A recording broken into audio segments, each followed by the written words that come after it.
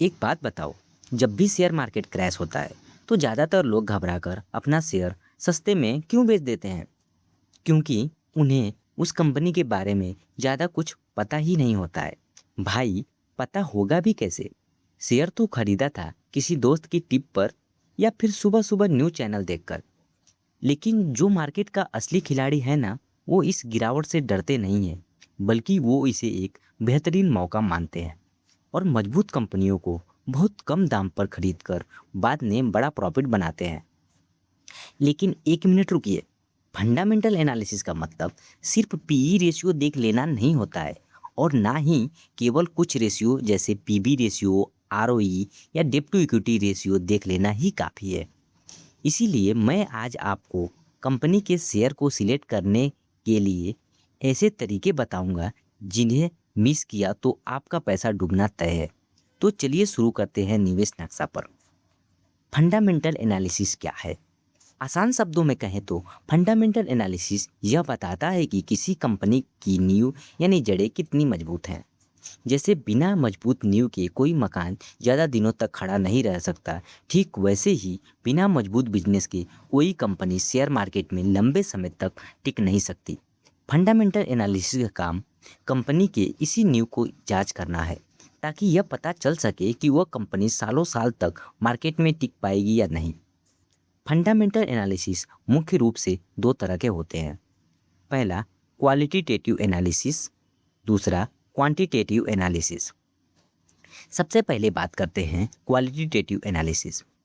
इसमें हम कंपनी के अंदर उन क्वालिटीज़ को देखते हैं जिसे हम नंबरों या आंकड़ों में माप नहीं सकते। इसमें मुख्य रूप से ये 5 चीज़ें देखी जाती हैं। पहला, बिजनेस मॉडल। इससे पता चलता है कि कंपनी का पैसा कमाने का तरीका कितना सरल और टिकाऊ है और क्या उनका बिजनेस ऐसा है जो अगले 10-20 सालों तक मार्केट में अपनी जगह बनाए रख पाएगा।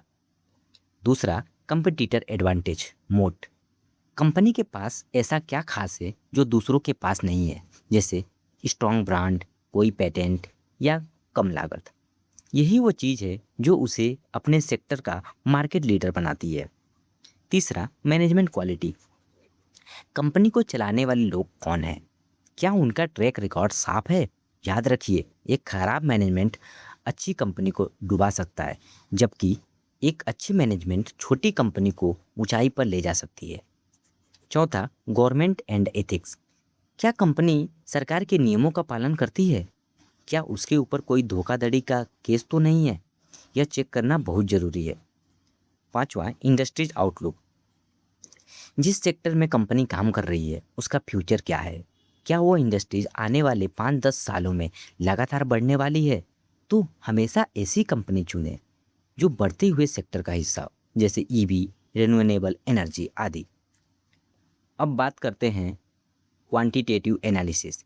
इसमें हम मुख्य रूप से 4 चीज़ों को देखते हैं। पहला है प्रॉफिट एंड लॉस स्टेटमेंट। इससे हमें पता चलता है कि कंपनी की सेल कितनी हो रही है और सारे खर्चे काटने के बाद कंपनी के हाथ में नेट प्रॉफिट यानी शुद्ध मुनाफा कितना बच रहा है। हमें हमेशा ऐसी कंपनी चुनना चाहिए जिसका मुनाफा हर साल लगातार बढ़ रहा हो। दूसरा है बैलेंस शीट।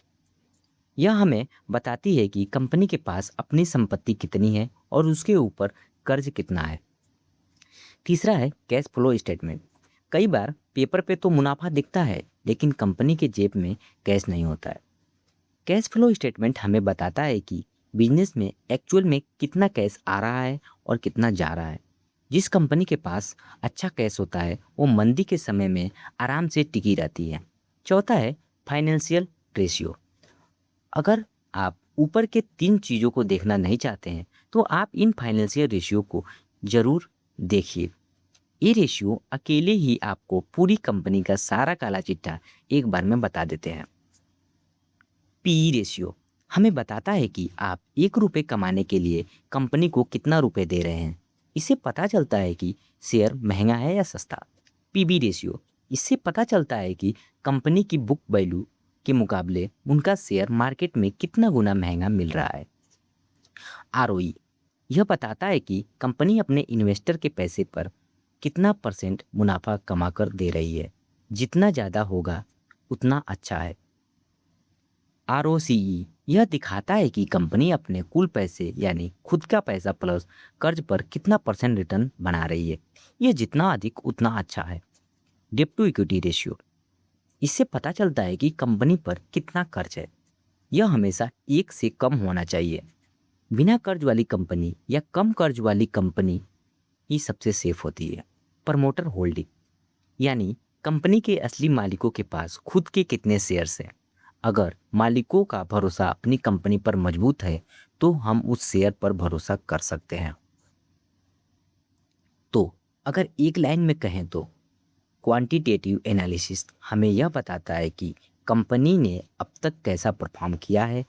क्वालिटेटिव एनालिसिस हमें बताता है कि क्या कंपनी फ्यूचर में भी पहले जैसा पैसा कमा पाएगी या सालों साल इनका बिजनेस इसी तरह चलता रहेगा। जानकारी अच्छी लगी हो तो वीडियो को लाइक करें और इन्वेस्टर दोस्तों के साथ शेयर करें। चैनल को सब्सक्राइब करना ना भूलें ताकि कोई भी निवेश नक्शा आपसे मिस ना हो। मिलते हैं अगले वीडियो में। एक ज़रूरी सूचना, ये वीडियो सिर्फ जानकारी और एजुकेशन के लिए है। शेयर मार्केट में निवेश करना जोखिम भरा हो सकता है, इसीलिए कोई भी शेयर खरीदने से पहले खुद की रिसर्च जरूर करें और अपने फाइनेंशियल एडवाइजर की सलाह लें। धन्यवाद।